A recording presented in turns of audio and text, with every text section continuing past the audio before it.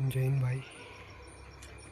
बहुत सारे बंदे बोल रहे थे कि आपका जो यूके पीआरटी है ना, उत्तराखंड, आपका जो उत्तराखंड पीआरटी है ना, उसमें मेरिट कैसे बनती है 100 में से जब भर्ती होती है तो भाई इसमें ये है कि आपका डीएलएड का 60%, टीटी का 40%, टोटल 100%, मतलब 100 में से मेरिट बनी। होता क्या है ना, जैसे मान लो मेरे डीएलएड में 90% आई, तो 90% का मैं 60% निकालूंगा, मतलब 90 का 60% मतलब 3/5। तो देखो 90 में 5 का भाग 18 थी 54, 60 में से 54 नंबर ही बन गए, बच गए 40 लगता है टीटी।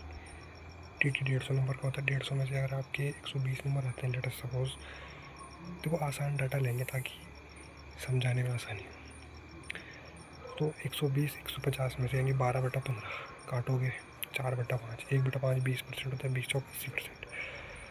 ठीक है, अब इस 80% का, ठीक है, नंबर को हमने परसेंटेज में बदला, और इस 80% का 40% मतलब 2/5, कि 16 चौक आपका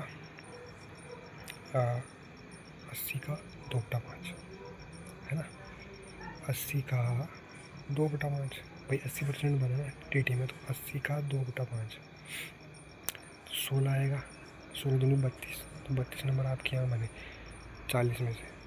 तो 54 और 32 को जोड़ेंगे कितना आ जाएगा, 50 और 30 80, 4 4 तो 86, तो 100 में से आपके 86 नंबर बन गए। तो ऐसे बनती है मेरिट यूकेपीआरटी में।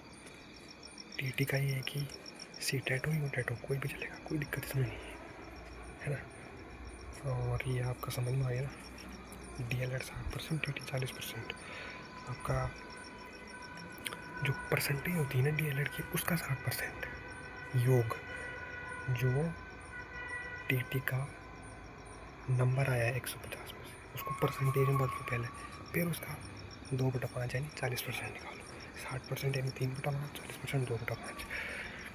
ठीक है, तो इस तरीके से 100 नंबर में से मेरिट बनेगी आपकी, कैटेगरी वाइज मेरिट बनेगी, ठीक है, सब्जेक्ट वाइज मेरिट बनेगी। तो ये होता है प्रोसेस पूरा। जय हिंद।